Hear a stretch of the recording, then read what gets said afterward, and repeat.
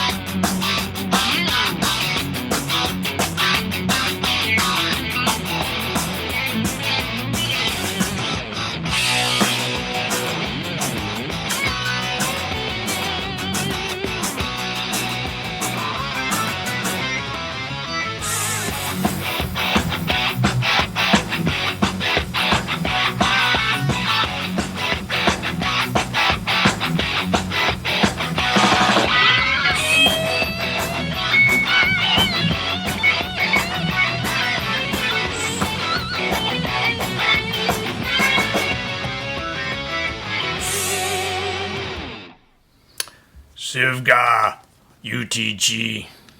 No, that's not right. Sivga Que UTG. That's better.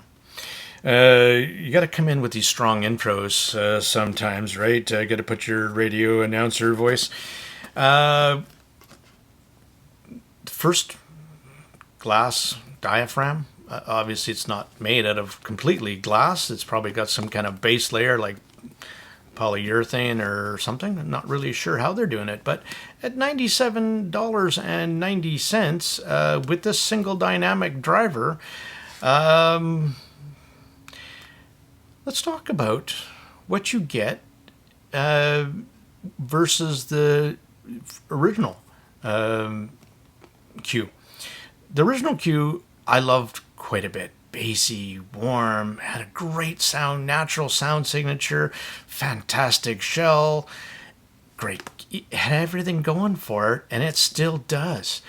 Here's one that's extremely complimentary, and I'm going to give it to Sivga to actually put out another IM that complements one of their previous releases, and they do so very, very well.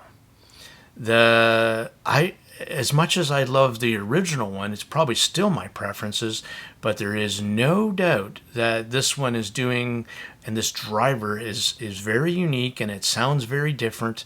Now, this tuning, and here's a graph of the UTG. This is not, if you watch the beginning of my videos and I talk about my preferences, this would set off red flags and alarm bells. Well, it didn't. Some strange, once in a while, happens. Here's my source chain, just so you guys get an idea. I use the Ibasso DX 340. I'm in love with the Amp 14 new tube amp card that goes in it. So the sonic signature of my source is very detailed top end, amazing sparkle, great stage. And the bottom end is filled out very nicely. That's what the tube amp kind of does over the stock solid state one, and it just softens the notes a little bit into the mid-range. So that's its sonic signature. That's how I got my impressions. Now, this is the box. This is the entire unpackaging. There you go. I have mine, so I'll give you some of the accessories. The modular cable, SPC, very, very nice cable. And again, I really like the way the modular end screws together, not those push-in types. Bravo right there. Flush 2-pin shell. Good job. And I'm going to talk about something else, which I never typically do, and that had to do with the ear tips. They actually come with some narrow bore ear tips, which I absolutely loved and I used for most of my sound impressions until I switched over to a slightly firmer ear tip that sounded the same, but it had a better seal for me, so I got a bit better bass. And these were the Dunu Candy ear tips. Out of all the narrow bore ear tips, I like these ones the best. I'm not a big narrow bore ear tip fan because I truly believe that it does congest the soundstage. And in fact, I think that's what happened. But I need the narrow bores to calm the upper mids down enough to I don't get fatiguing. And so that was my source chain. Those were my ear tips. And on the cable, I used a DD Hi-Fi BC130B pure copper cable. I know some of you aren't cable believers, but anything with anything with silver does tend to accentuate just the top end. And for me, I didn't need that anymore. I'm a bit treble sensitive, so I went pure copper cable. Could have been anybody's copper cable. I could have used the new Effect Audio one as well, or I could have used any of the cheapy ones. But I chose that one because I like the looks of it with the shell. So there you go. Because that's a lot of times my choice is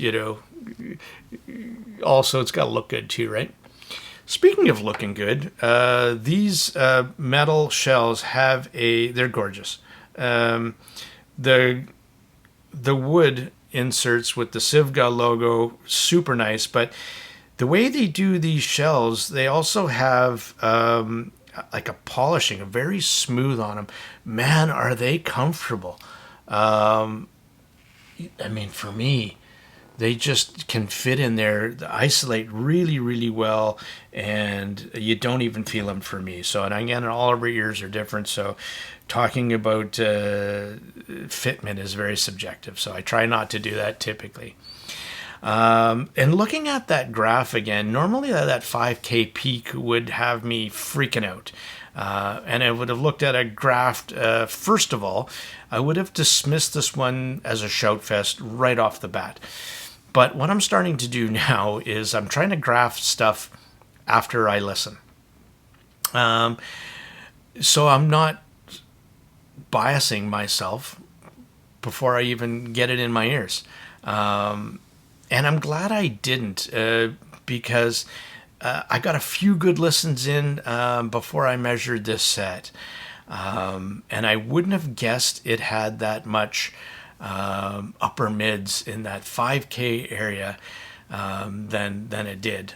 Now, for me, I am a bit sensitive in that 5K area, and I do get ringing in extended sessions, and I do kind of get that with the cue, but only after like 2-3 hours, which it's either like 5 minutes, half an hour.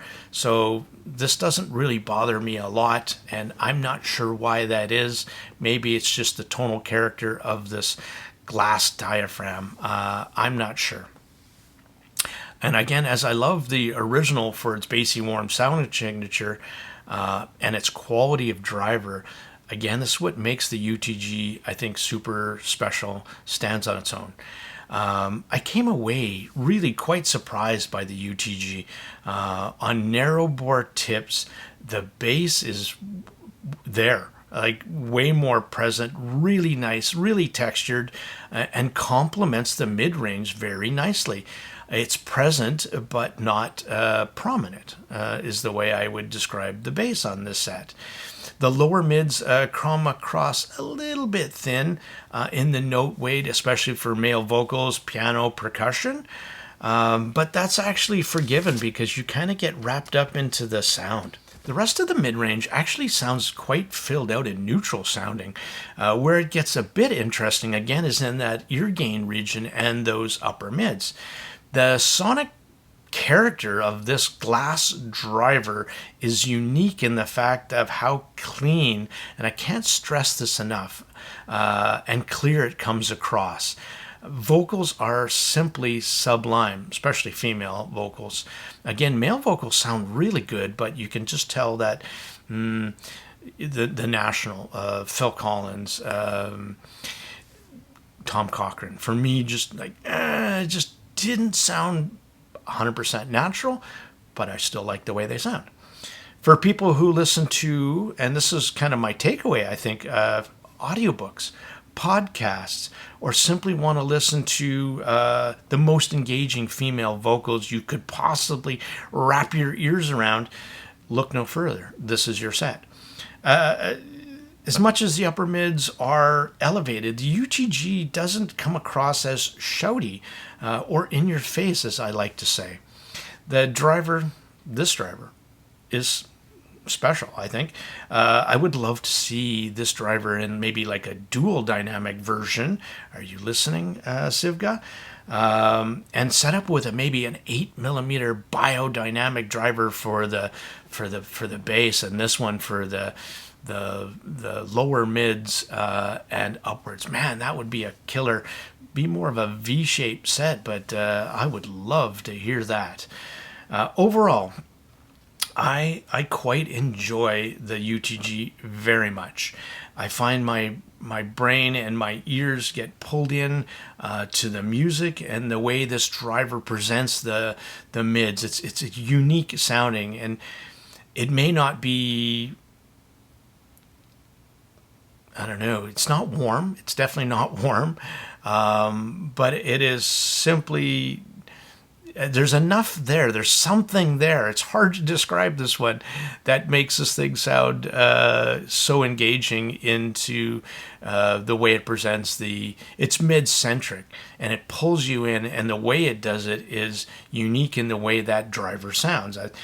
It's just enough in the top end as well. It's there. It's rolled off a little bit, but the clarity is there. Is this a detail beast? No, I don't think it is. Is it a massive air and separation up top? No. Does it have the best layering and separation? No, I don't think so. But again, I say I like this. I say I love it a lot, and it's different from what I'm normally favoring in my sonic preferences. So that's why I think for me this set is kind of was like, that's amazing actually. I would think that this UTG would be called a mid-centric set, a mid-centric banger set. No, I would call it a mid-centric banger specialist. That's what I would call this one. I can't I'll say it again, how clean and uncolored the mids just sound. They're extremely engaging and addictive.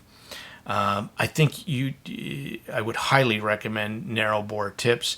If you weren't treble sensitive, try a big open bore. I did try it briefly with the Elitech Baroque tips. I love that tip as well. It's my favorite ear tip. But on the narrow bores, that's what I needed to do. And it does make a more intimate presentation. It's not very 3D. Instrument separation and layering do kind of suffer a bit. It's not spectacular. It's average at best. Not a deal breaker again for me, but I just wanted to note that. At a below $100 price point, with a very, very nice accessory package with a great modular cable, their fantastic little leather case, and a great selection of ear tips that really work for this IM. The modular cable, I wish it would have just been copper, but again, with their tuning and the way Sivga wanted to go, obviously, is put a little bit more attention on what this thing is doing so special, and it certainly is doing that. But I just like the way this glass dynamic driver plays music back. It's its special sauce, and that simply sounds like no other dynamic driver currently on the market that I have heard. And I'm really going to leave it at that. It kind of wowed me. Again, not typically what I listen to or my preferences, but I'm coming across very enthusiastically about the Sivga Que UTG because it does something that others do not, and especially at a fantastic price point with a great accessory package that puts others to shame. So, this is a Tone Deaf Monk. I am out for now.